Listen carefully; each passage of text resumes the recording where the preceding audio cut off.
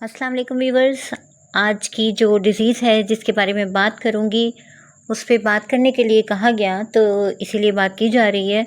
ये disease brain से related है और सेरेब्रल वेस्कुलर डिज़ीज़ है, यानी इसका ताल्लुक़ दिमाग के साथ है और ये दिल के बाद होने वाली सबसे ज़्यादा तकलीफ़ है जो पाई जाती है। जी हाँ, आज मैं बात करूँगी स्ट्रोक के हवाले से। आपके साथ आपकी doctor Huma Chishti, vice president COH Pakistan. तमाम नए आने वाले व्यूवर्स को वेलकम कहती हूँ। काइंडली चैनल को सब्सक्राइब कर दीजिए।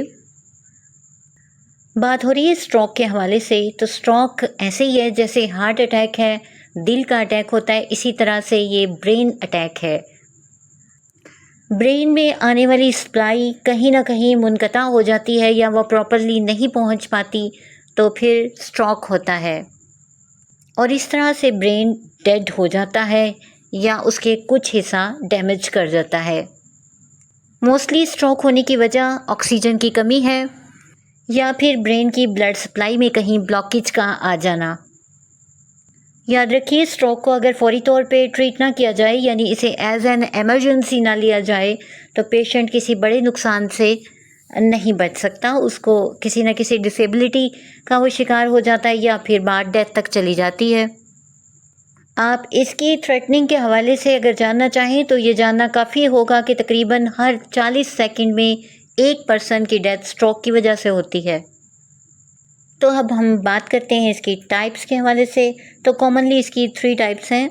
इस्केमिक जो है स्ट्रोक है, साथ ही साथ आपको बताती जाती हूँ कि इस्केमिक से बात से पता चलता है कि इस्कीमिया का हो जाना, यानी जहाँ पर ब्लड सप्लाई प्रॉपर नहीं पहुँच रही वहाँ पर इस्केमिक स्ट्रोक होता है और ये सबसे कॉमन टाइप है। 87% यही होता है और एक ब्लड का क्लॉट सा बन जाता है जो ब्लड सप्लाई को रोक देता है और ऑक्सीजन और ब्लड प्रॉपरली जहाँ पहुँचना है वहाँ नहीं पहुँच पाता, तो देन ये स्ट्रोक हो जाता है।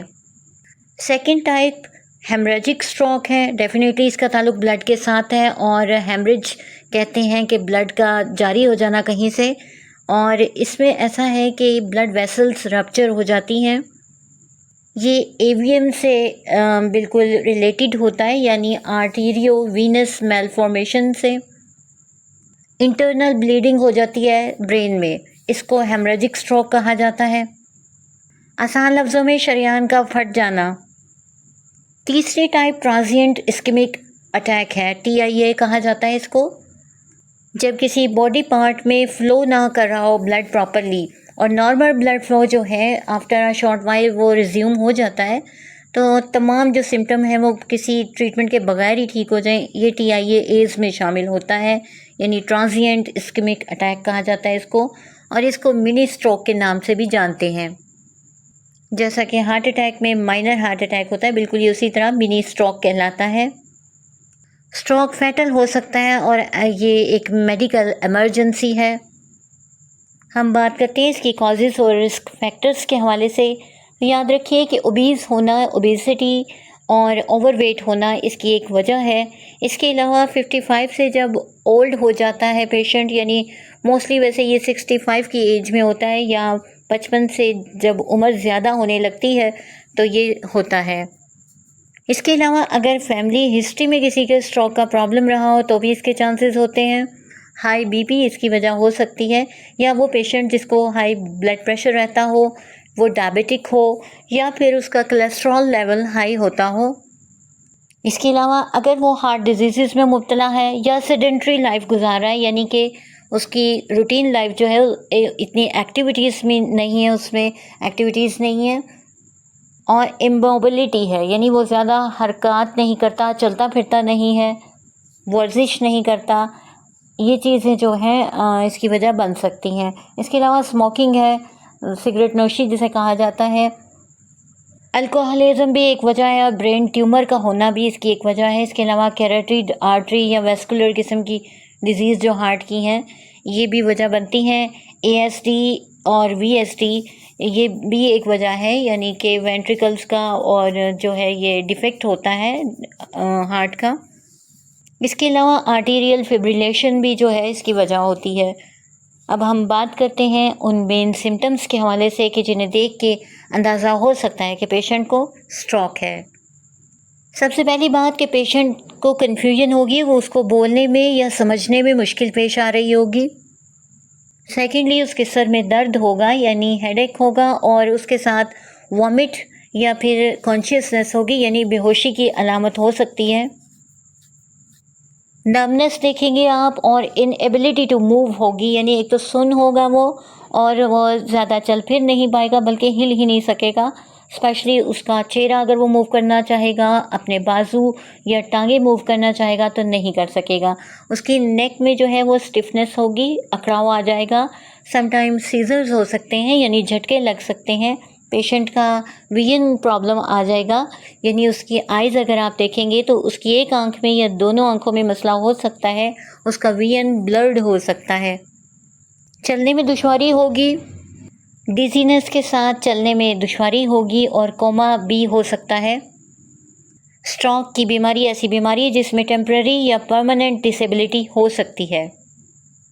कुछ मरीज़ों में एक ऑब्जर्वेशन ये भी हुई है कि उनका ब्लैडर या बावल कंट्रोल जो है वो बिल्कुल ख़त्म हो जाता है, यानी वो अपना यूरिन जो है उसे कंट्रोल नहीं कर सकते, पाखाना कंट्रोल नहीं कर सकते। इसके अलावा डिप्रेशन की कंडीशन भी देखने में आती है। पैरालिसिस होता है यानी फालजी कैफियत आ जाती है, वीकनेस बहुत ज़्यादा होती है, दोनों साइड बॉडी की जो है वो मुतासिर हो जाती हैं। अपने इमोशंस उनके लिए कंट्रोल करना या एक्सप्रेस करना बहुत ज़्यादा मुश्किल हो जाता है। तो जब ये तमाम कंडीशन हो, बी फास्ट के हवाले से किसी शॉर्ट वीडियो में आपसे मज़ीद बात करूँगी। अभी करते हैं डायग्नोसिस के हवाले से बात कि स्ट्रोक जो है वो तेज़ी से चूँकि वकूअ पज़ीर होता है तो इसका ट्रीटमेंट स्टार्ट हो जाना चाहिए, और डिपेंड करता है कि 3 घंटे के अंदर अंदर ये स्टार्ट हो जाता है तो डैमेजेस कम होते हैं। अदरवाइज़ जितना ज़्यादा टाइम लग गया हो ट्रीटमेंट स्टार्ट होने में उतने ही डैमेज ज़्यादा। डायग्नोसिस में इसका फ़िज़िकल एग्ज़ामिनेशन किया जाता है, ब्लड टेस्ट किया जाता है। इसके अलावा कैरोटिड अल्ट्रासाउंड होता है, सेरेब्रल एंजियोग्राफी होती है, और सीटी स्कैन है, एमआरआई स्कैन है, इकोकार्डियोग्राम किया जाता है। होमियो ट्रीटमेंट बताने से पहले इसकी प्रिवेंशंस के हवाले से बात कर लेते हैं कि याद रखिए कि हेल्दी रहना चाहिए, हेल्दी डाइट लीजिए, हेल्दी वेट होना चाहिए, और रेगुलर एक्सरसाइज शामिल होनी चाहिए ज़िंदगी में। स्मोकिंग जो है उसे अवॉइड करें, अल्कोहल को अवॉइड करें। फ्रूट्स और वेजिटेबल जो हैं वो आपकी डेली लाइफ रूटीन जो है उसमें शामिल होने चाहिए। नट्स होने चाहिए, होल ग्रेन्स यानी दालें और लें, और इसके अलावा सीड्स यानी बीज का इस्तेमाल करें, और लेग्यूम्स यानी दालें वगैरह लें, तो ये बहुत ज़्यादा फ़ायदेमंद होती हैं। हमारी होम्यो मेडिसिन मिरेकली जो है वो असरअंदाज होती है और बहुत ज़बरदस्त काम करती है ऐसे केसेस में। यहाँ आपको बताती चलूँ कि एकोनाइट, अगर इनिशियल स्टेज में किसी को स्ट्रोक हुआ है, फ़ौरी तौर पे एकोनाइट दीजिए, और ये इमोशनल शॉक की वजह से है या फ्राइट की वजह से तो फ़ौरन असर करेगी। नक्स हमारी मेडिसिन है जो अगर वाइन इंडल्जेंस है यानी कि बहुत ज़्यादा अल्कोहलिज्म की वजह से है तो नक्स। फिर ओपियम हमारी मेडिसिन है, अगर कोलैप्स कर गई ये कंडीशन और पेशेंट कोमा लाइक कंडीशन में चला गया है तो वहाँ पर ओपियम देंगे। इसी तरह लॉरोसिरोसिस हमारी मेडिसिन है, जो कन्वल्जन्स अगर आने शुरू हो गए, सीजर्स आ रहे हैं तो वहाँ पर आप देंगे, और फेशियल मसल्स जो हैं वो डिस्टर्ब हैं वहाँ आप दीजिए। इलियम स्टाइवा बहुत ज़बरदस्त रेमेडी है, इसको इस्तेमाल करवाएं। जिनको बायलाइबा है, जहाँ मेमोरी लॉस हो जाता है अगर साथ में, तो वहाँ पर इस्तेमाल करवा सकते हैं। इसी तरह आर्निका, अगर हेमरेजिक स्टेट है वहाँ पर आर्निका आप देंगे। बेला हमारी मेडिसिन है जो कंजस्टिव किस्म का हेडेक हो रहा है साथ में, और थ्रॉबिंग बहुत ज़्यादा पेन्स हैं, वहाँ पर आप देंगे। कॉस्टिकम, ब्राइटाकार्ब है, जल्सीमियम, सल्फोनॉल बहुत अच्छी मेडिसिन है कि जहाँ पोस्ट स्ट्रोक कंडीशंस हैं वहाँ पर आप देंगे, यानी स्ट्रोक के बाद की जो हालात हैं वहाँ पर इसके बहुत अच्छे असरात होते हैं। क्रोटेलस हमारी मेडिसिन है जो पैरालिसिस अगर हो जाता है स्ट्रोक की वजह से तो बहुत अच्छा काम करती है। तो डियर लिसनर्स, आज के लिए इतना ही। किसी नेक्स्ट टॉपिक तक के लिए इजाज़त दीजिए। मुझे अपनी दुआओं में याद रखिए। आइंदा तक के लिए अल्लाह हाफिज़।